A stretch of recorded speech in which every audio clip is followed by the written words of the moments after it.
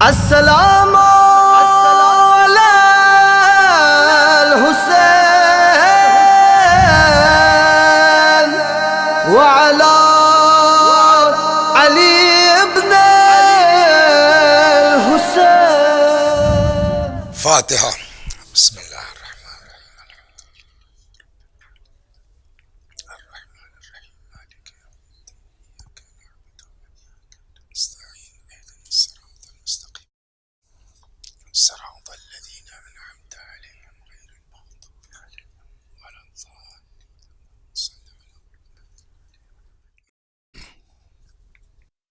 لا حول ولا قوة الا باللہ العلی العظیم. اعوذ باللہ من الشیطان الرجیم. بسم اللہ الرحمن الرحیم. الحمد للہ رب العالمین بارئ الخلائق اجمعین باعث الانبیاء والمرسلین والصلاة والسلام والتحیۃ والاکرام علی البشیر النذیر السراج المنیر سیدنا ونبینا وشفیعنا انشاء اللہ ابی القاسم محمد. اللہم صل علیہ وعلی اہل بیتہ مظاہر جلالک وجمالک واللعن علی اعدائہم الشاکین فیہم المنحرفین عنہم اجمعین. اما بعد صدق اللہ تعالی حیث یقول وہو اصدق الصادقین وقولہ الحق. اعوذ باللہ من الشیطان الرجیم. بسم اللہ الرحمن الرحیم. من کان یرجو لقاء ربہ فلیعمل عملا صالحا ولا یشرک بعبادت ربہ احدا. صلوات بر محمد و آل محمد. یہ ماہ محرم الحرام 1443 کی یہ دوسری مجلس. کل جو بات ہوئی تھی آیت تو یہی پڑھی گئی تھی. ارشاد ہوتا ہے کہ جس کو بھی یہ احساس ہے کہ ہم کو خدا کی بارگاہ میں جانا ہے تو اس کو چاہیے کہ فلیعمل عملا صالحا، کہ نیک عمل انجام دے. اور معاملہ صرف نیک عمل کا نہیں ہے بلکہ اس کے ساتھ دوسری شرط یہ ہے کہ ولا یشرک بعبادت ربہ احدا. اور نیک عمل کے ساتھ ساتھ اس چیز کا خیال رکھنا نہایت ضروری ہے کہ اپنے عمل میں ہم اللہ کے علاوہ کسی کو شریک نہ کریں. انشاءاللہ اس پر گفتگو ہوگی. کل جو بات یہاں تک پہنچی کہ امام حسین علیہ السلام نے یزید ملعون کی بیعت سے انکار کیا. اب اس انکار کی وجہ کوئی ان کا اپنا ذاتی مفاد نہیں تھا، نہ کوئی اپنا فائدہ تھا. صرف اور صرف مقصد انکار بیعت کا امام علیہ السلام کے ہم کو سدھارنا تھا ایک، اور یزید جیسے درندوں سے اسلام کو بچا کے نکالنا تھا. ورنہ آپ کو کل وقت نہیں رہا کہ اس پر بات ہوتی. اگر آپ دیکھیے تاریخ پڑھیے ذرا سا کہ امام نے تو جواب میں کہا نا اس کے دربار میں ولید کے کہ شرابی ہے، زانی ہے، قاتل ہے. لیکن جب آپ تاریخ پڑھیے گا دیکھیے ایک سوال یہ ہے کہ امام حسین علیہ السلام نے، یہ تو ہم کہہ رہے ہیں کہ امام نے بیعت سے انکار کیا، ان کا اپنا کوئی ذاتی مفاد اس سے وابستہ نہیں تھا، بلکہ دنیاوی اعتبار سے دیکھا جائے تو اذیتیں اٹھائیں، مصیبتیں برداشت کی، گھر والے بے پردہ ہوئے ایک عزت دار آدمی کے لیے. دیکھیے ایک جو سب سے بڑی دقت ہم لوگوں کے ساتھ کیا ہے کہ ہم لوگ مسلمان گھر میں پیدا ہو گئے، شیعہ گھر میں پیدا ہو گئے، شروع سے سنتے چلے آئے ہیں. جب سے ہوش سنبھالا تب سے کربلا سنتے چلے آئے تو ہمارا دل جو ہے وہ سخت ہو گیا ہے. ہم اس چیز کو اتنا محسوس نہیں کر پاتے.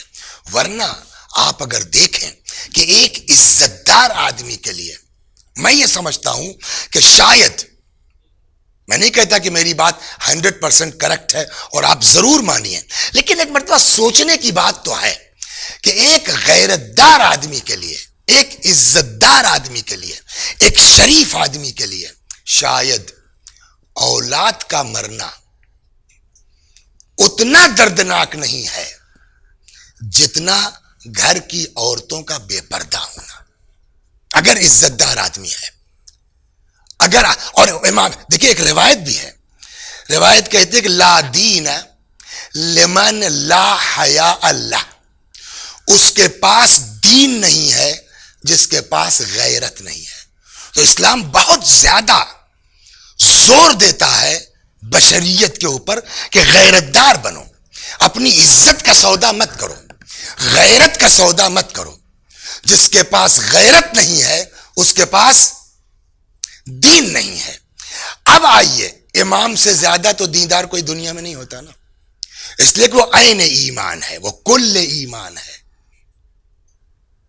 امام حسین علیہ الصلوۃ والسلام جب امام ہیں تو اپنے زمانے کے کل ایمان ہے کہ نہیں ہے؟ تو جب وہ کل ایمان ہے تو ان سے زیادہ غیرت بھی کسی کے پاس نہیں ہوگی، اس لیے کہ جب یہ بات طے ہوئی کہ جتنا زیادہ انسان کا ایمان ہوگا اتنی زیادہ غیرت ہوگی، اور اگر غیرت نہیں ہے تو ایمان نہیں ہے، یعنی جتنا ایمان محکم ہوگا اتنی ہی غیرت۔ اور یہ بات طے ہے کہ امام اپنے زمانے میں ایمان عین ایمان ہے، کل ایمان ہے، تو امام حسین سے بڑا تو کوئی ایمان والا نہیں ہے۔ اور جب امام حسین سے زیادہ کوئی ایمان والا نہیں ہے تو ان کے زمانے میں ان سے زیادہ کوئی غیرت دار بھی نہیں ہوگا۔ اگر آپ دیکھیے، اب میں ایک لمحے کے لیے آپ کو امام حسین کی غیرت سناتا ہوں، پھر واپس آتا ہوں۔ انشاءاللہ سنیں گے مجالس، اب تو جو ہے وہ 2 مہینہ یہ سلسلہ رہے گا، ان کے اوپر بھی سنیں گے اور یوں مجلسیں بھی سنیں گے انشاءاللہ۔ خدا کرے اس سال کورونا کا اتنا اثر نہ ہو اور جلوس وغیرہ نکلے جائیں گے، آپ دیکھیں گے۔ آپ امام حسین علیہ الصلوۃ والسلام کی غیرت کے لیے سمجھنے کے لیے ایک واقعہ کافی ہے کہ کتنا زیادہ غیرت دار تھا میرا مولا۔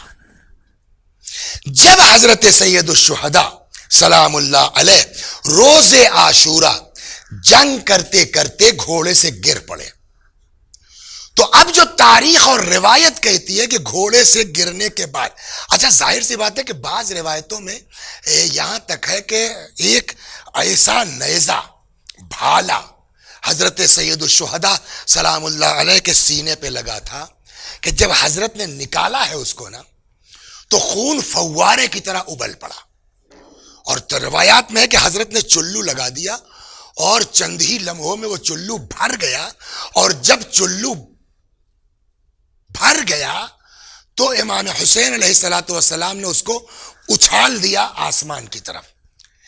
کہتے ہیں ایک قطرہ امام کا وہ خون زمین پر واپس نہیں آیا۔ ایک زیارت ہے کوئی ذہن سے نکل رہی، ظاہراً چھٹے امام سے ہے، امام کی زیارت میں ایک فقرہ ہے امام حسین کے لیے، السلام علیکہ یا من سکن دمہ فی الجنان، سلام ہو اس حسین پر جن کا خون بہشت میں جا کے رکا۔ اب ہمارے علماء جو اس زیارت کے فقرے کی شرح کرتے ہیں کہ کیا مطلب ہوا کہ سلام اس حسین پر جس کا خون بہشت میں گیا، تو کہتے ہیں اس کی 2 میننگ ہو سکتی ہے۔ ایک تو یہ سنا ہوگا آپ نے کہ عاشور کو شام غریبہ میں جناب ام سلمہ ام المؤمنین حضرت ام سلمہ نے رسول اللہ کو خواب میں دیکھا کہ حضرت تشریف لائے ہیں، بال بکھرے ہوئے ہیں، حضرت کے ہاتھ میں ایک شیشی ہے، اور ام المؤمنین حضرت ام سلمہ نے پوچھا یا رسول اللہ کیا ہے؟ کہا میں کربلا سے آ رہا ہوں، میرے فرزند کو شہید کر دیا گیا ہے اور میں وہیں کربلا میں تھا اور میں یہ شہداء کا خون جمع کر رہا تھا۔ تو کہتے ہیں ہو سکتا ہے اس زیارت کے فقرے کا مطلب یہ ہو کہ پیغمبر نے ان شہداء کا خون جمع کیا اور لے کے بہشت میں گئے۔ بعض کہتے ہیں ہو سکتا ہے کہ یہ زیارت کا فقرہ مصائب کے اس چیز کی طرف اشارہ ہو کہ جب امام حسین کو یہاں بھالا لگا ہے اور حضرت نے وہ نیزہ نکالا ہے، خون نکلنا شروع ہوا ہے، امام نے چلو لگایا، آسمان کی طرف اچھالا، ایک قطرہ زمین پر واپس نہیں آیا۔ فرماتے ہیں ہو سکتا ہے کہ زیارت کا مقصد یہ ہو، سلام اس حسین پر جس کا خون بہشت میں جا کے ٹھہرا ہو گئے۔ تو اب جس آدمی کے جسم میں اتنا زیادہ خون بہ گیا ہو اور اتنے زیادہ زخم لگے ہوں، یہ تو ایک میں نے بتایا نا، کہیں تیر ہے، کہیں تلوار ہے، کہیں نیزہ ہے، پورا جسم حضرت کا زخموں سے چور تھا کہ نہیں تھا۔ اب جب امام حسین علیہ السلام زمین پر گرے ہیں تو یہاں تاریخ کا بیان یہ ہے کہ زمین پر گرنے کے بات ہماری چل رہی تھی امام حسین کی غیرت.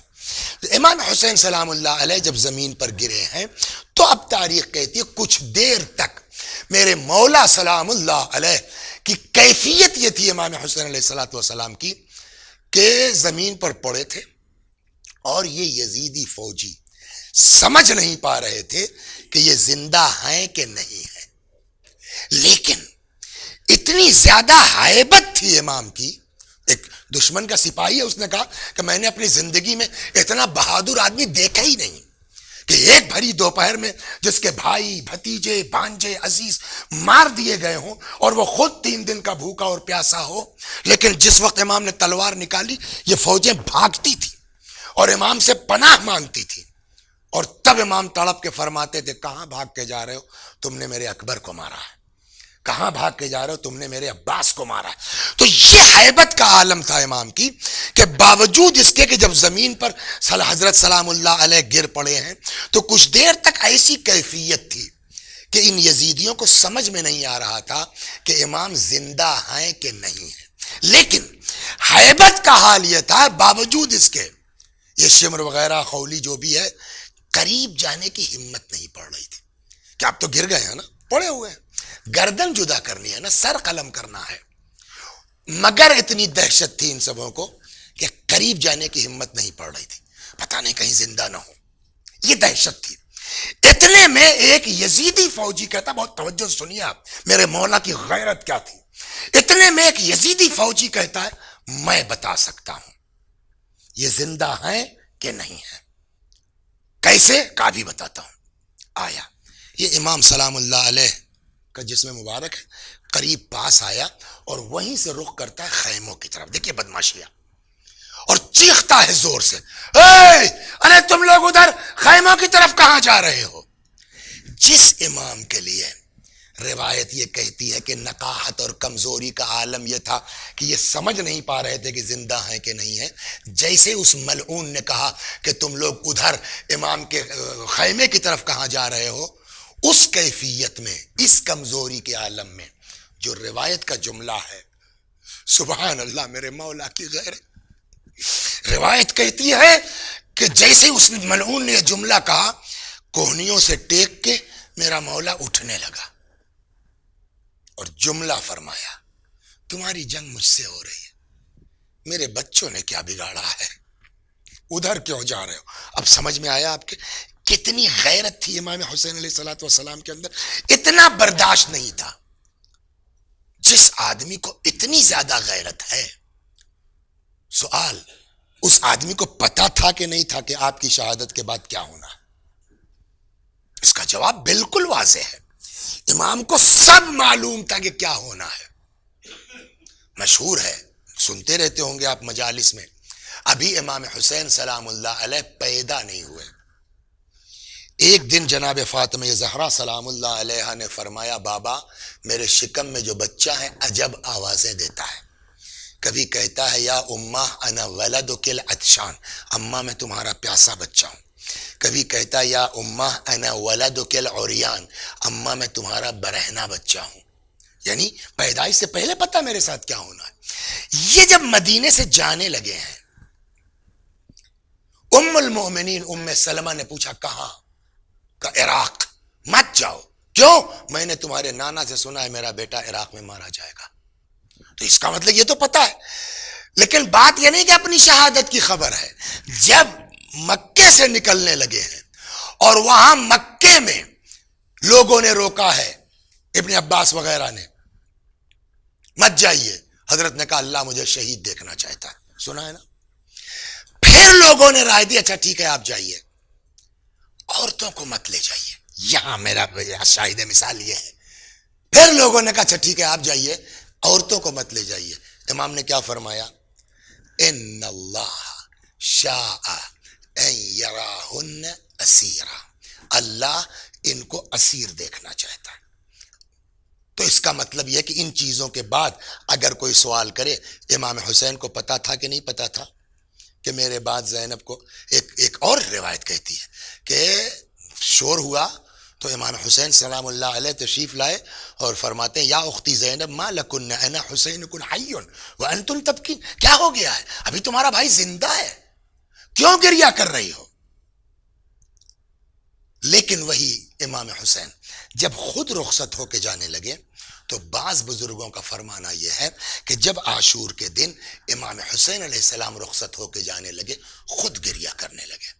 سوال کی جگہ ہے کہ نہیں ہے کہ ابھی یہ بیویاں رو رہی تھیں تب تو آپ منع کر رہے تھے، تمہارا بھائی زندہ ہے کیوں رو رہے، اب آپ کیوں رو رہے ہیں؟ یہ سوال عقلی ہے کہ نہیں ہے؟ اور یہ سوال جناب زینب نے کیا کہ بھیا ہم رو رہے تھے تب تو آپ کہہ رہے تھے مت رو، بھائی سے آپ کیوں رو رہے ہیں؟ اس وقت جو جملہ ہے جو بزرگوں نے فرمایا، امام نے فرمایا بہن میری نظروں کے سامنے وہ منظر گھوم گیا کہ کس طرح سے تم لوگ میرے بعد اسیر کی جاؤ گی۔ تو ایک طرف غیرت کو دیکھیے آپ، ہے نا، اور دوسری طرف سارے واقعات کا علم ہے۔ اتنا غیرت دار آدمی، کیسے اس آدمی نے یہ ساری چیزیں قبول کر لی کہ ہم کو جواب وہی ہے جو کل دیا گیا، تاکہ یزید دین سے کھلواڑ نہ کرنے پائے۔ سناؤں میں آپ کو، کل ذرا سا اشارہ کیا تھا، کہتا ما قال ربک، یزید کا شعر سنا رہا ہوں میں آپ کو، ما قال ربک ویل للذی شرب۔ قرآن مجید میں شراب کے بارے میں جو آیت ہے اس میں ارشاد ہوتا ہے یسألونک عن الخمر والمیسر قل فیہما اثم کبیر، آپ سے شراب اور جوئے کے بارے میں پوچھتے ہیں، آپ کہہ دیجئے بہت بڑا گناہ ہے، ومنافع للناس۔ تو وہاں گناہ کا لفظ استعمال ہوا ہے، لفظ ویل یوز نہیں ہوا ہے۔ لیکن نماز کے لیے ایک آیت ہے، ارشاد ہوتا ہے فویل للمصلین، ویل ان نمازیوں کے لیے جو نماز میں غفلت برتتے ہیں۔ یہ ویل کیا ہے؟ کہتے ہیں ویل جہنم کا نچلا طبقہ ہے جس میں شدید عذاب ہوگا۔ یہ کس کے لیے ہے؟ جو اپنی نمازوں میں غفلت برتتے ہیں۔ اب اگر اس آیت کو آدھا پڑھیے آپ تو کیا ترجمہ ہوگا؟ فویل للمصلین الذین هم عن صلاتهم ساہون۔ پوری آیت تو یہ ہے کہ ویل جہنم کا وہ نچلا طبقہ ان لوگوں کے لیے جو اپنی نماز میں غفلت برتتے ہیں، ہے نا۔ لیکن اگر آدھی آیت پڑھیے تو کیا ہوگا؟ فویل للمصلین، ویل جہنم کا نچلا طبقہ نمازیوں کے لیے۔ یہ مطلب نکل رہا ہے یزید نے بدماشی کی کہ کیسا دین کے ساتھ کھلواڑ کر رہا ہے آدمی۔ اس نے اس آیت کو وہاں سے لیا، اور شراب والی میں نے کہا وہاں لفظ ویل یوز نہیں ہوا ہے، ہاں یہ کہا گیا اثم کبیر، بہت بڑا گناہ، وہاں سے آدھی آیت لی، یہاں سے آدھی آیت لی، اور آیت کو ملا کر کے شعر کہتا ہے ما قال ربک ویل للذی شرب، تمہارے اللہ نے نہیں کہا ہے لفظ ویل ان لوگوں کے لیے جو شراب پیتے ہیں، بل قال ویل للمصلین، ہاں ان کے لیے ضرور کہا ہے لفظ ویل جو نماز پڑھتے ہیں۔ فتویٰ سمجھ میں آیا یزید کا کیا ہے؟ یعنی شراب پینے میں کوئی حرج نہیں ہے، نماز مت پڑھنا، نماز پڑھنے والا جہنم میں جائے گا۔ لہذا رک کر کے موضوع سے ہٹ کے مگر ایک جملہ کہا جا سکتا ہے، آج کے دور میں امام حسین کا سر چچا کہاں قلم ہوا؟ سجدے کے عالم میں نا۔ آج کے زمانے میں اگر کوئی ہم سے آپ سے پوچھے حسینی اور یزیدی میں ڈیفرنس کیا ہے، ایک دم واضح ہے کہ نہیں واضح ہے؟ جو مسجد میں نظر آئے، نماز میں نظر آئے، وہ حسینی ہوگا۔ جہاں شراب دکھ جائے چاہے جتنے بڑے گھر کا ہو، وہ یزیدی ہے، حسینی نہیں ہو سکتا ہے۔ صلوات بر محمد و آل محمد۔ یہ چیز بھی ہمارے ذہنوں میں رہنا چاہیے، ہمارے بچوں کے ذہنوں میں، کہ یزید کیا چاہتا تھا، امام حسین علیہ الصلوۃ والسلام۔ تو ایک تو یہ ہو گیا، یزید کا فتویٰ سن لیا آپ نے، شراب پیو نو پرابلم، خبردار نماز کے قریب مت جانا، جہنم میں جاؤ گے۔ ایک دو، کل کہا تھا نا سوتیلی ماں سے نکاح جائز ہے۔ تین، شراب کو ایک جام سے دوسرے جام میں پلٹیے، جھاگ اٹھتا ہے نا، کوئی بھی لکوڈ ہو، بلبلے اٹھتے ہیں۔ یزید شراب کو ہاتھ میں لیتا ہے، وہ کہتا ہے یہ بلبلے نہیں ہیں، یہ حاجی ہیں، کعبے کا طواف کر رہے ہیں۔ اس سے زیادہ حج کی توہین ہو سکتی ہے؟ اس سے زیادہ اور اہانت جو ہے وہ دین کی ہو سکتی ہے؟ شراب جتنی پرانی ہو اتنی ہی تلخ اور تیز ہوتی ہے. یزید پرانی شراب کو ہاتھ میں لیتا ہے اور کہتا میں نے اس کو حوروں سے بدلا ہے. اب آپ سوچ رہے ہیں، اور وہ یزید اس فتوے کے بعد، اچھا دیکھیے پرابلم کیا ہے، ابھی تک معاملہ ہلکا پھلکا تھا، چل گیا، لیکن کوئی آدمی آ کے تخت حکومت پر آن بہاف آف اسلام خلیفہ کی حیثیت سے اگر کوئی آدمی کہتا ہے شراب پینے میں کوئی حرج نہیں ہے، نماز مت پڑھو، اگر یہ چل گیا تو دین بچے گا چچا کی چلا گیا، ختم ہو گیا نا. لیکن کہیں نہ کہیں ڈر تھا یزید کو کہ کہیں پبلک ہنگامہ نہ کر دے، کہیں انقلاب نہ بلند ہو جائے. دیکھو یزید کو، کمبخت کو، شراب کو جائز کر رہا ہے، نماز کو منع کر رہا ہے، کیا کیا جائے پہلے سے.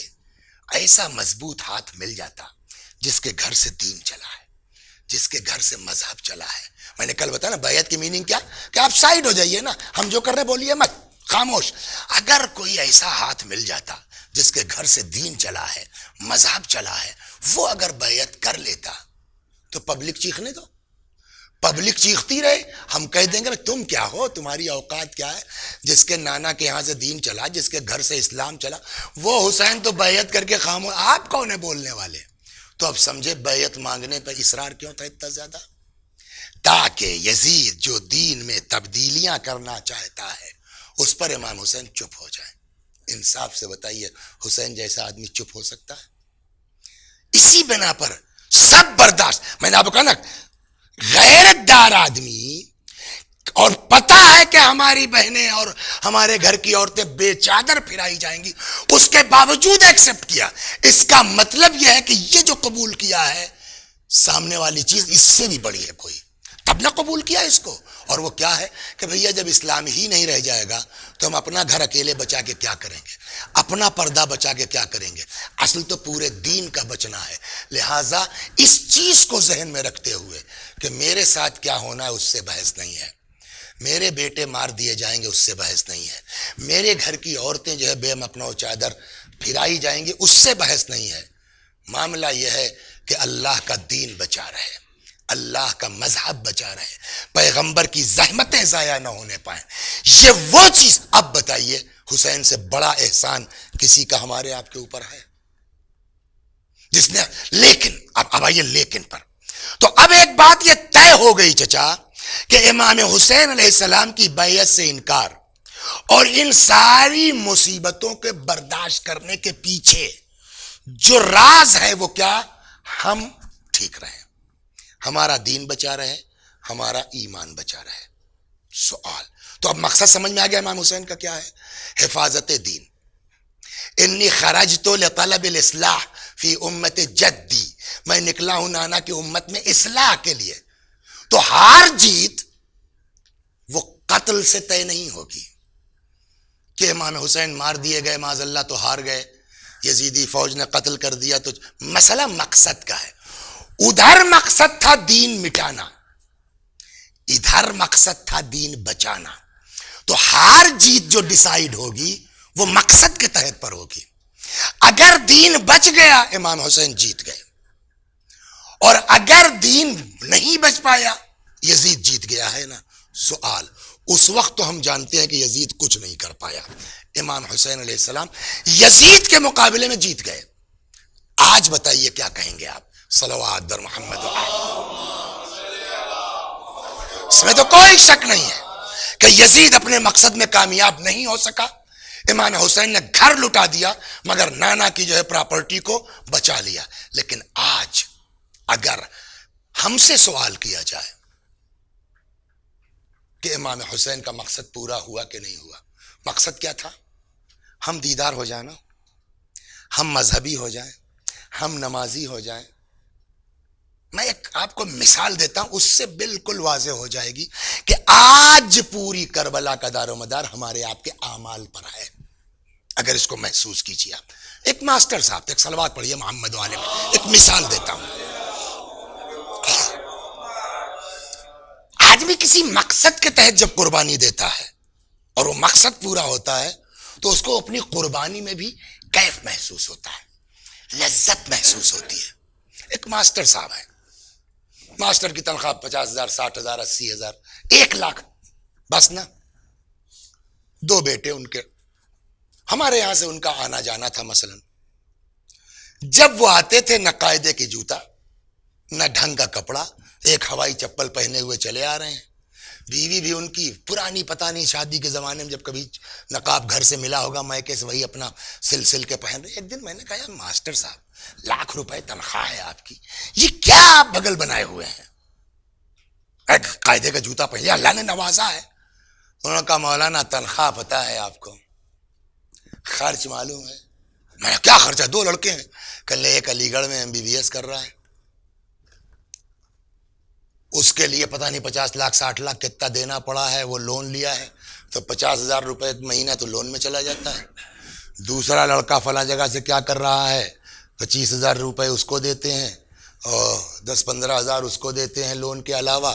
تو 1,00,000 کی تنخواہ میں صاحب 90-95,000 تو میرا خرچ ہو جا رہا ہے. 5,000 روپے میرے پاس بچتے ہیں، بجلی کا بل دوں کہ کھانا کھاؤں کہ کیا کروں. بہر تم نے کیوں کر رہے ہیں؟ کوئی بھی عقل مند آدمی ساری تنخواہ اپنے لڑکوں پہ خرچ کر دے گا 90,000 روپے. کہنے لگا مولانا ایک امید کے تحت کر رہا ہوں. ہم نے کیا امید ہے؟ کہ کل کو لڑکا ہمارا ڈاکٹر ہو جائے گا، کل کو لڑکا ہمارا انجینئر ہو جائے گا. اب اتفاق سے صلوات بر محمد و آل محمد، تو آدمی کیوں خرچ کر رہا ہے؟ کل کو لڑکا ہمارا ڈاکٹر ہو جائے گا، کل کو لڑکا ہمارا انجینئر ہو جائے گا. وہ لڑکا جس کو 50,000 روپے تو بیچارے لون بھر رہے تھے، 20-25,000 75-80,000 ہر مہینے جس لڑکے پہ خرچ کر رہے تھے، 2 سال کے بعد بجائے ڈاکٹر ہونے کے ایک مرڈر کے کیس میں پھنس کے آ گئے. تو وہ پڑھائی اپنی جگہ جو گئی وہ تو گئی، جو کچھ باپ دادا سے زمین جائیداد تھی اس کو بھی بیچاروں کو بیچنا پڑا، کسی صورت سے بچا کے لے آئے، نہ ڈاکٹر ہو سکے اور الگ. اب پوچھئے میں نے کیوں ماسٹر جی؟ کہنے لگے ہاں مولانا کھل تو بہت رہا ہے. اس وقت جو ہے ابلا چاول اتنا خراب نہیں لگتا تھا، اس لیے کہ امید تھی کہ لڑکا ڈاکٹر بن جائے گا. لیکن آج جب سوچتے ہیں بہت تکلیف ہوتی ہے کہ جس کے لیے یہ سب کیا وہ کمبخت ہوا بھی نہیں. تو اب بتائیے ماسٹر صاحب مقصد میں کامیاب ہوئے کہ ناکام ہوئے؟ ناکام ہو گئے، اس لیے جس مقصد کے تحت قربانی دی. مگر اگر اس کا الٹا ہو گیا، ماشاءاللہ MD DM ہو کر کے لڑکا ان کا آ گیا، MS ہو گیا فرض کیجئے، ہارٹ کا اسپیشلسٹ صاحب 1.5 لاکھ روپے اس کے فیس ہے. ایک دن ہم گئے، جو ہے کوئی صاحب مل گئے، کہنے صاحب وہ ماسٹر صاحب کا لڑکا MS ہے، آپ کے تعلقات ہیں، میرا ہارٹ کا معاملہ ذرا دیکھ. وہ لڑکا شریف تھا، پاپا جس کو کہہ دیں گے اس کی فیس تو معاف، دوا ہوا بھی سب ہو جائے گا. وہ بیچارہ غریب آدمی کہیں سے میرے پاس آ گیا، میں پہنچ گیا ماسٹر جی کے یہاں.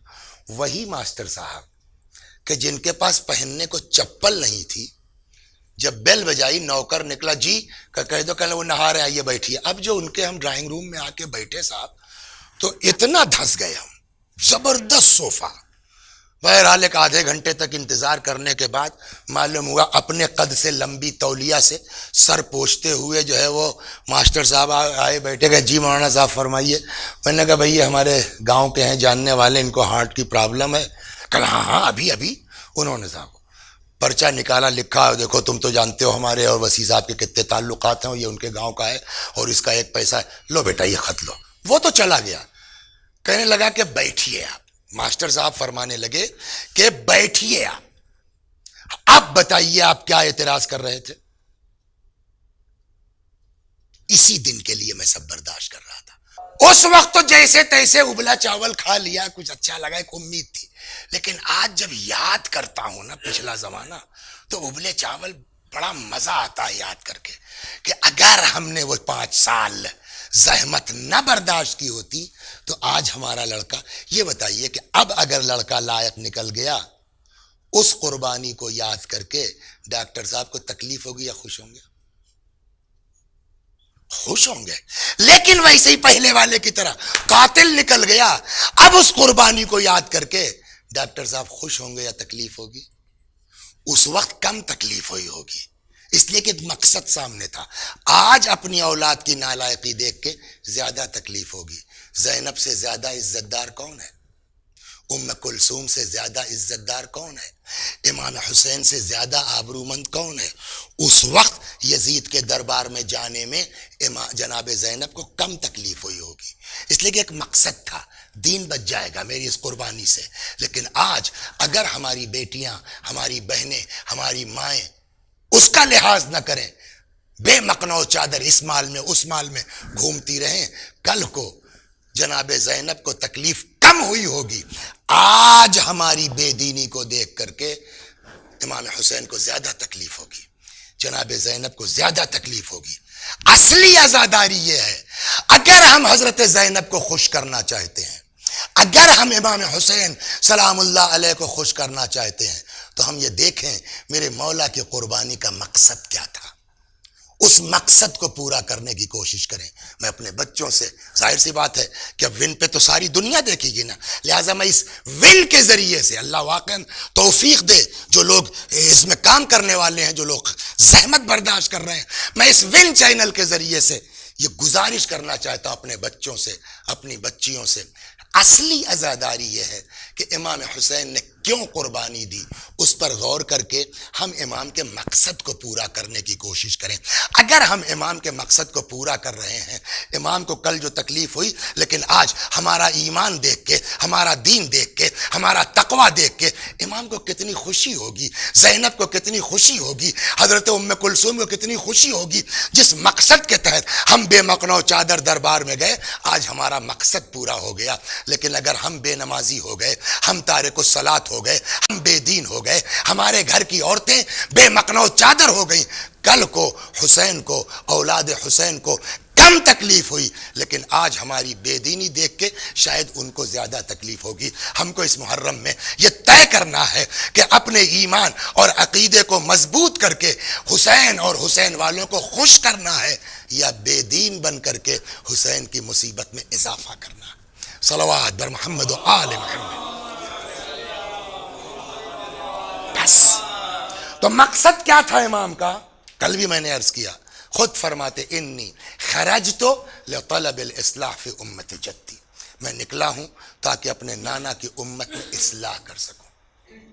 کیا تم لوگ نہیں دیکھ رہے ہو؟ یہ مقصد امام بتا رہے ہیں اپنے نکلنے کا۔ کیا تم لوگ نہیں دیکھ رہے ہو کہ لوگوں کو نیکیوں کا حکم نہیں دیا جا رہا ہے، برائیوں سے منع نہیں کیا جا رہا ہے؟ میں اس لیے نکلا ہوں ان آمر بالمعروف وانہی عن المنکر، تاکہ لوگوں کو نیکیوں کا حکم دوں، برائیوں سے منع کروں۔ اور اسی مقصد کے تحت سب پتا تھا، بات شروع میں یہی چلی نا، سب معلوم تھا کہ یزید کی بیعت سے انکار کے نتیجے میں مار دیا جاؤں گا، میرے بچے مار دیے جائیں گے، میرے گھر کی عورتیں بے مقنع چادر پھرائی جائیں گے، لیکن سب ایکسپٹ کیا امام نے ہماری خاطر، اور مدینہ چھوڑ کے مکے آ گئے۔ جیسے ہی حضرت سلام اللہ علیہ مکے پہنچے ہیں، عام طور پر میں شروع کے ایک دو دن جو ہے وہ مصائب میں جناب مسلم اور ان کے بچوں کے مصائب پڑھتا ہوں، اس لیے سال بھر ذکر نہیں ہوتا، اسی بہانے سے۔ جیسے ہی مکے پہنچے ہیں، کوفے والوں کو خبر مل گئی کہ امام حسین نے یزید کی بیعت سے انکار کر دیا ہے اور وہ مدینہ چھوڑ کے مکے آ گئے۔ تو کوفے والوں کو اندازہ تھا، اور کسی کو نہیں مزہ تھا، لیکن چونکہ جو ہے وہ مولا کائنات بحیثیت خلیفہ وہاں کیپٹل بنا چکے تھے، کوفے والوں کو پتا تھا کہ عدل کی حکومت میں کیا لطف ہے، ان کو اندازہ تھا۔ انہوں نے خط لکھنا شروع کیا، آ جائیے۔ اس زمانے میں کوفے کا گورنر تھا نعمان ابن بشیر، وہاں کی پبلک نے لکھا ہم نماز جمعہ میں نہیں جاتے، ہم نعمان کے پیچھے نماز نہیں پڑھتے، اے حسین آپ آ جائیے، ہمارے دریا بہہ رہے ہیں، ہماری کھیتیاں لہلہا رہی ہیں، ہماری تلواریں چمک رہی ہیں۔ نیئر اباؤٹ 12,000 خط ان لوگوں نے بھیجا ہے، اور امام حسین نے ایک کا جواب نہیں دیا، جبکہ روایت کیا کہتی معلوم ہے؟ رد الکتابت واجب کرد السلام، خط کا جواب بھی ویسے ہی واجب ہے جیسے سلام کا۔ امام نے ایک خط کا جواب نہیں دیا، وجہ ابھی سمجھ میں آ جائے گی۔ کوفے والوں کو اندازہ ہوا، اب انہوں نے اپنی زبان بدلی۔ پہلی زبان کیا تھی؟ خلاصہ سب کا یہ تھا، کھیتیاں لہلہا رہی ہیں، دریا بہ رہے ہیں، تلواریں چمک رہی ہیں۔ کیا مطلب ہے؟ اور ہم نعمان کے پیچھے نماز نہیں پڑھتے، مطلب آپ آئیے اس کو ہٹا کر کے آپ کو حاکم بنا دیتے ہیں نا۔ اب انہوں نے جب دیکھا ایک کا جواب نہیں ہے تو لاسٹ ڈیلیگیشن جو آیا ہے کوفے سے, انہوں نے اپنی لینگویج چینج کی. اب کیا ہے زبان؟ حسین ہمارا کوئی ہادی نہیں ہے. یہ کل والے سے ملائیے اس مجلس کو. ہمارا کوئی ہادی نہیں ہے, ہمارا کوئی رہنما نہیں ہے. آپ اگر آ جاتے تو شاید آپ کی بنیاد پر ہماری اصلاح ہو جاتی, ہم ایک ہو جاتے. اب جب یہ خط آیا تو امام جانے کے جواب کے بجائے باقاعدہ اپنا آدمی بھیج رہے ہیں. سوال, اتنے خطوط آئے کسی کا جواب نہیں, لاسٹ ڈیلیگیشن کے خطوط کے جواب میں آپ نے آدمی بھیج دیا. مولا کیوں؟ عجب نہیں حضرت کے لینگویج دیکھو. اگر ان پر بھیجتا تو یہی ہوتا کہ حسین اقتدار کے لیے نکلے تھے, حسین حکومت کے لیے نکلے تھے. لیکن اب جب یہ دہائی دے رہے ہمارا کوئی, بلکہ دھمکی دی لاسٹ میں انہی کوفہ, اور اے حسین اگر آپ نہ آئے نا تو کل کو میدان قیامت میں میں آپ کے جد کا دامن تھام کے آپ کی شکایت کروں گا کہ ہم نے آپ کے جو ہے وہ فرزند کو بلایا اور حسین نہیں آئے. جب یہ لاسٹ خط آیا ہے امام علیہ السلام نے بھیج دیا کس کو؟ جناب مسلم ابن عقیل کو سلام اللہ علیہ. مسلم وہاں سے نکلے, مکے سے مدینے آئے. رمضان کا واقعہ ہے, رمضان جو ہے وہ پورا 15 رمضان کے آس پاس نکلے. جو بچا تھا رمضان وہ مدینے میں گزارا. عید کر کے جناب مسلم 2 رہنما لے کر کے اور 2 بیٹے بھی شاید ابراہیم اور محمد کو ساتھ لیا, کوفے کے لیے روانہ ہوئے. کوفے آ کر کے جناب مسلم نے قیام فرمایا کس کے یہاں؟ جناب مختار ابن ابی عبیدہ ثقفی کے یہاں. 18,000 لوگوں نے بیعت کی ہے آ کر کے جناب مسلم کے ہاتھ کے اوپر. اچھا نعمان ڈھیلا کچھ پڑ گیا, کچھ اس نے جو چمچے ٹائپ کے لوگ تھے انہوں نے اندر اندر خط لکھا کہ اس طرح مسلم آئے ہیں اور پبلک جو ہے وہ ان کی طرف بھاگی جا رہی ہے, نعمان کے بس میں کچھ نہیں ہے, کل کو اگر کوفہ ہاتھ سے نکل جائے تو ہم کو مت کچھ کہنا. وہاں یزید نے اپنی میٹنگ بلائی, کیا کیا جائے. یزید کے باپ کا ایک غلام تھا, اس نے کہا کہ اگر تمہارا باپ زندہ ہوتا تو میری بات مانتا کہ نہ مانتا. کہاں بالکل بولو. کہ اس وقت جو کوفے کی پوزیشن ہے ابن زیاد کے علاوہ کوئی ہینڈل نہیں کر سکتا. اس زمانے تک ابن زیاد گورنر تھا بصرے کا. تیز رفتار سواری سے لیٹر بھیجا گیا کہ تمہاری بصرے کی گورنری کو محفوظ رکھتے ہوئے تم کو جو ہے وہ اضافی چارج دیا جا رہا ہے کوفے کا, اپنی جگہ کسی کو کر کے کوفے جاؤ. اب وہاں ابن زیاد نے بصرے میں میٹنگ کی. اس میٹنگ میں ایک مرد مومن بھی ہے جس کا نام ہے شریک ابن اعور. شریک نے پہلے اس کو ٹہلانے کی کوشش کی, کیا کریں گے آپ جا کے یہاں, کہا آرڈر ہے چلنا اور تم کو بھی چلنا ہے. ٹھیک ہے صاحب, تیاری ہو گئی. بعض روایتوں میں ہے کہ حادثہ ہے, بعض روایتیں کہتے ہیں کہ شریک کا پلان تھا. جیسے ہی بصرے سے یہ قافلہ نکلا کوفے جانے کے لیے, شریک اونٹ سے گر پڑے یا اپنے آپ کو گرا دیا, نتیجہ پیر ٹوٹ گیا. شریک کی شاید پلاننگ یہ تھی کہ اتنا میرے اوپر اطمینان اس کو ہے کہ بغیر میرے کوفے جائے گا نہیں, اور میرا پیر ٹھیک ہونے مہینہ 2 مہینہ لگ جائے گا, جب تک مسلم کی حکومت بن چکی ہوگی یہ جا کے کریں گے کیا. لیکن ابن زیاد تیز آدمی, اس نے توجہ ہی نہیں کی کہ شریک کے ساتھ کیا ہو گیا, وہ چلا گیا کوفے. اب یہاں پر جو ایک بہت اہم سوال ہے اور مجلس تمام, جس کوفے میں 18,000 لوگ مسلم کے ہاتھ پر بیعت کر چکے ہیں اور چاری طرف دیوار ہوتی ہے, ایک مین گیٹ ہے انٹرنس کا, ابن زیاد داخل کیسے ہوا؟ وہیں کیوں نہیں گیٹ پہ اس کو روکا گیا, وہیں مار دیا گیا ہوتا؟ سوال ہے کہ نہیں ہے؟ جواب. مسلم کو جب امام حسین نے بھیجا تو کیا کہہ کے بھیجا تھا؟ آپ جائیے, جیسی آپ کی رپورٹ ہوگی اگلا قدم میرا ہوگا. مسلم نے کوفے والوں کو بتایا کہ امام حسین آئیں گے, اور ان بیعت وغیرہ کو دیکھ کے انہوں نے لیٹر بھی لکھ دیا کہ میں نے لیٹر لکھ دیا ہے اور اب امام حسین لیٹر پا کر کے آئیں گے. یہ کوفے والوں کے دماغ میں ہے, دیکھ رہے ہیں آپ نا, کہ مسلم نے خط لکھا ہے امام حسین آنے والے. اس کا ان سبوں نے فائدہ اٹھایا, ابن زیاد وغیرہ نے اپنے آدمی پہلے سے بھیج دیے کوفے میں کہ حسین چل چکے ہیں اور وہ کبھی بھی کوفہ پہنچ سکتے ہیں. ایک دن پہلے آدمی جاتا ہے, وہ یہاں تک آ گئے, بس کل آ جائیں گے. پبلک کو تو پہلے سے ہے کہ آنے والے ہیں. جس دن آنا اس دن بھی بس فلاں جگہ پہنچ چکے ہیں 2-3 گھنٹے میں آ رہے ہیں، بجائے اپوز کرنے کے پبلک یہ دماغ میں امام حسین آ رہے ہیں نا، وہ آ کے جمع ہو گئی کوفے کے دروازے پر استقبال کے لیے امام حسین کے۔ اس نے بدماشی کیا کی ابن زیاد نے کہ قبا ویسی پہنی جیسی امام حسین پہنتے تھے، پگڑی ویسی باندھی جیسی امام حسین باندھتے تھے، دوش پر ردا ویسی ڈالی جیسی امام حسین، چہرے پر ڈھاٹا باندھ لیا، نقاب ڈال لیا، ڈھک لیا۔ پبلک کو دھوکا ہوگا کہ نہیں ہوگا؟ بجائے اپوز کرنے کے پبلک نے جو ہے استقبال شروع کر دیا، لبیک یا حسین شروع ہو گیا مثلا۔ اور یہی نہیں، پبلک باقاعدہ استقبال کر کے دارالامارہ کے پاس آ گئی، کھولو دروازہ میرا مولا آ گیا ہے۔ عجب!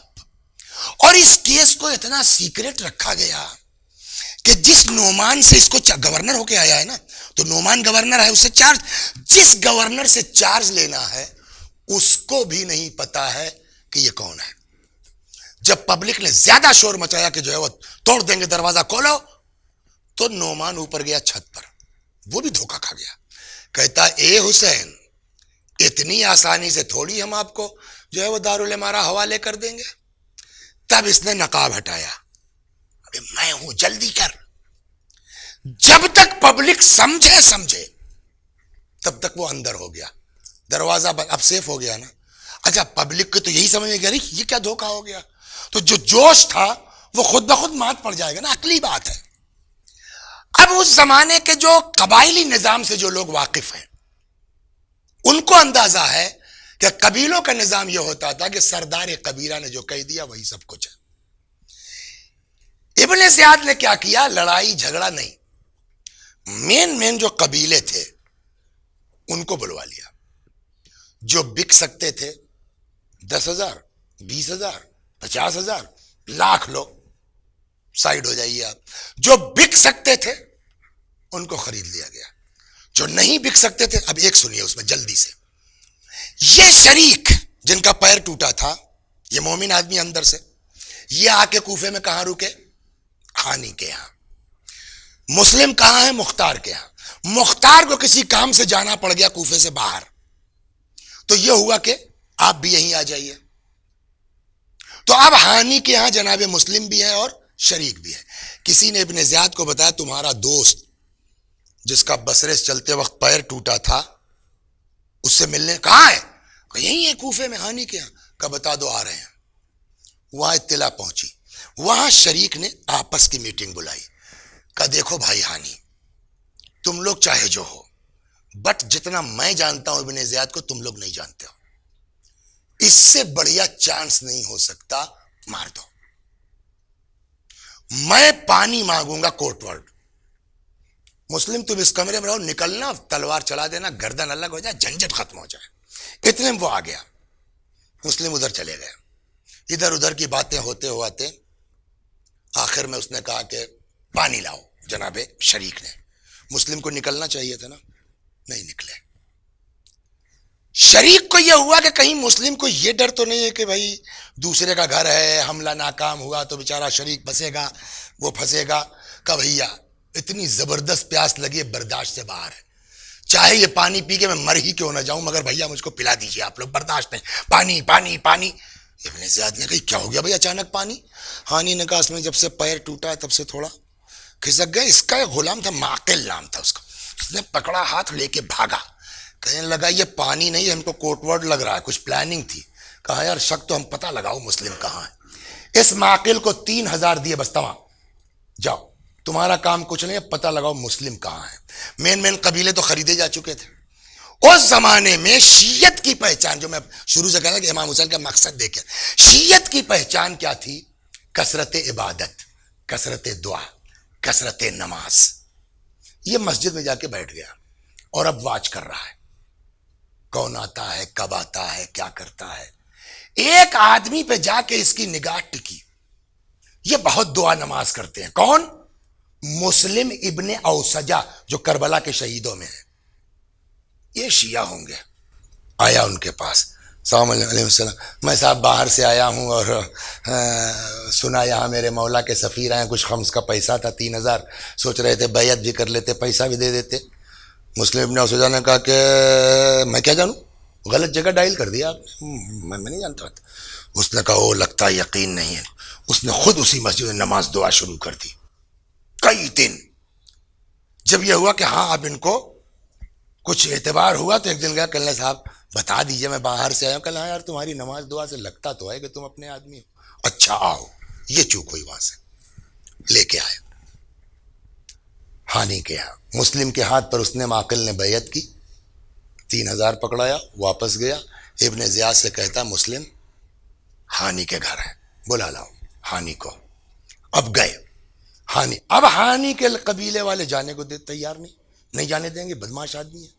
ہانی نے کہا کہ دیکھو سرکار سے مخالفت مول لینا اچھی بات نہیں ہے, اور ابھی ہمارا کوئی جھگڑا نہیں ہے, جب ہوگا تو دیکھا جائے گا. خود سے پہل کرنا اچھی چیز, میں جاتا ہوں. پھر بھی ہانی کے قبیلے والوں نے ان کو چھوڑا نہیں, آ گئے. وہ سب جو ہے نیچے یہ چلے گئے دارالامارہ میں. ابن زیاد نے کہا بھائی ہانی بتاؤ مسلم کہاں ہے. مسلم میں کیا جانوں, اے معقل نکل. وہ نکلا. کا اس کو پہچانتے ہو؟ اب کیا بتائیں, تو پہچان گئے, یہی تو گیا تھا ہمارے گھر. بوڑھے آدمی تھے جناب ہانی, اس کے ہاتھ میں ڈنڈا تھا, اس ملعون کے چھڑی تھی. اتنا مارا دانت وانت ٹوٹ گئے تھے. اتنے میں ہانی کے قبیلے نے ہنگامہ شروع کر دیا, اتنا سخت ہنگامہ کہ ڈر گیا ابن زیاد. وہیں بیٹھا تھا شریح قاضی نام کا جج ہے, اس کا کہا جاؤ تم سنبھالو, پیسہ لے چکے ہیں, بک چکے ہیں جج صاحب بھی. اوپر گیا, کیا بات ہے, ہمارا سردار اندر گیا, اس کے ساتھ کیا ہو رہا ہے. کہا مجھ کو پہچانتے ہو؟ کہا ہاں. آپ جج صاحب ہے؟ میں نے کبھی جھوٹ بولا؟ کہا نہ. حالات کوفے کے خراب ہیں؟ کہا جی ہاں. تمہارا اتنا بڑا سردار, کیا اس کی ذمہ داری نہیں ہے کہ بیٹھ کر کے حاکم کے ساتھ جو ہے وہ پیس کمیٹی کی میٹنگ میں اپنی رائے دے؟ بلا وجہ تم لوگ ٹینشن لیو یار, آرام سے بیٹھ کے وہ مشورہ چل رہا ہے. جج صاحب کے دھوکے میں آ گئے اور قبیلے والے چلے گئے. ہانی کو مار کے پھینک دیا گیا.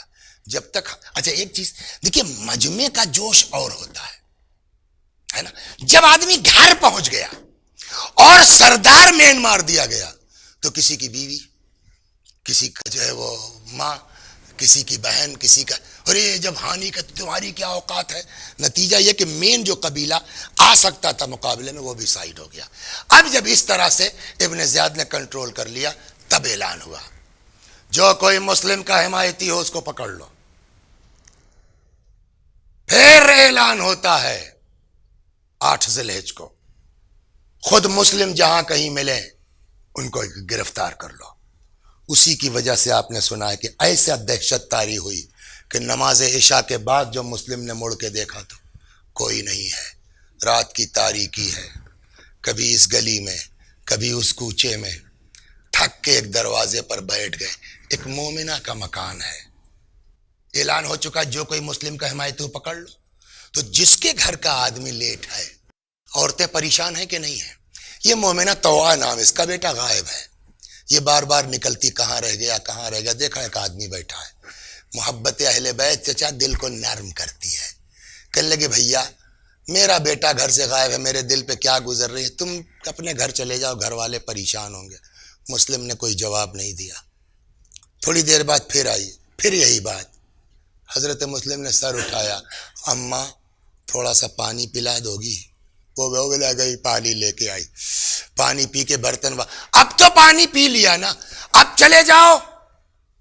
مسلم نے کہا وہ کہاں چلا جائے جس کا کوئی گھر نہ ہو. کون ہے آپ؟ کہا میں مسلم ابن. آئے جلدی اندر آئیے.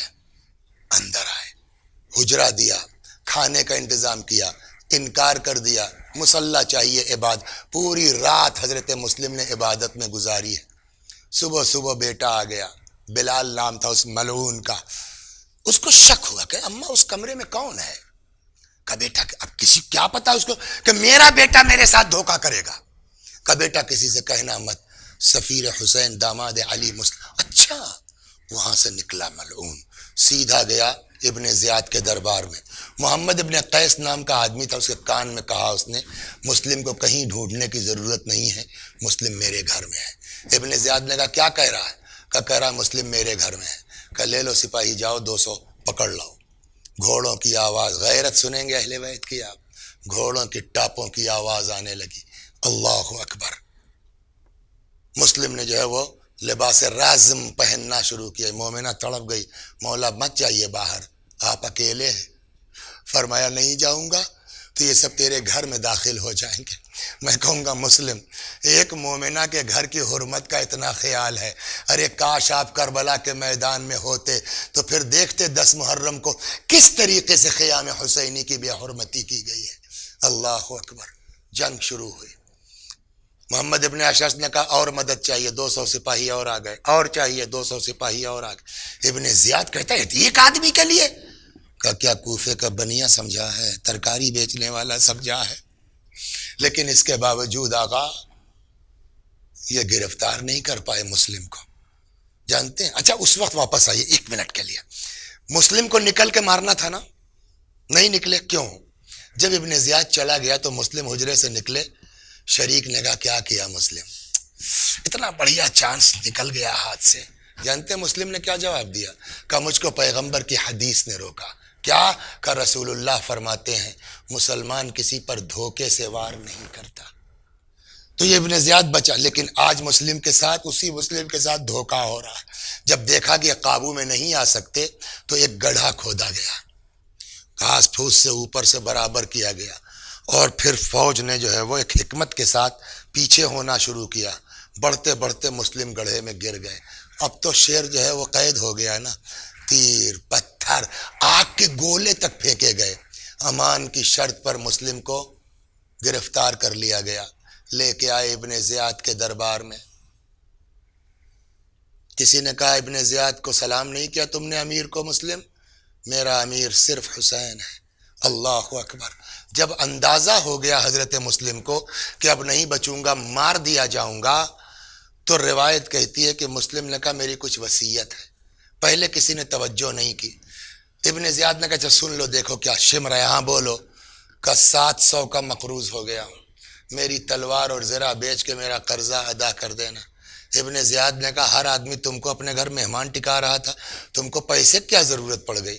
کہا اس لیے کہ جب لوگ مدد کے لیے آتے تھے تو ہم انکار نہیں کر سکتے تھے۔ کہا جب تمہارے پاس تھا نہیں تو ادھار لے کے مدد کرنے کی کیا ضرورت تھی؟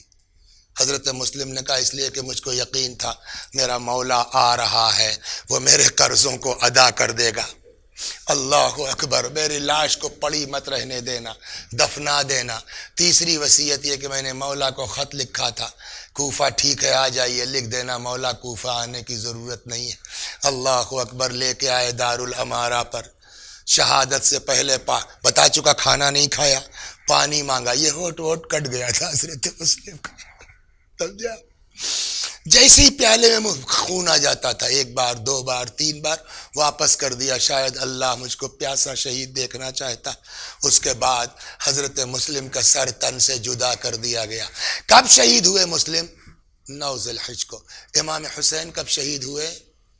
10 محرم کو نا، 11 محرم کو یہ قافلہ چلا ہے، پہنچا کب؟ 12 محرم کو کوفے۔ 1 مہینے کے بعد کی بات۔ مسلم کی وصیت کیا تھی؟ میری لاش کو پڑا نہ رہنے دینا، دفن کر دینا۔ لیکن کہتے ہیں جیسے ہی داخل، دور سے امام سجاد نے دیکھا، آواز دیا السلام علیک۔ جناب زینب نے تڑپ کے پوچھا ارے بیٹا پردیس میں کون مل گیا جس کو تم سلام کر رہے ہو؟ فرمایا پھوپھی اماں، مسلم کی لاش دارالامارہ پر لٹک۔ وَسَيَعْلَمُ الَّذِينَ ظَلَمُوا أَيَّ مُنْقَلَبٍ يَنْقَلِبُونَ إِنَّا لِلَّهِ وَإِنَّا إِلَيْهِ رَاجِعُونَ۔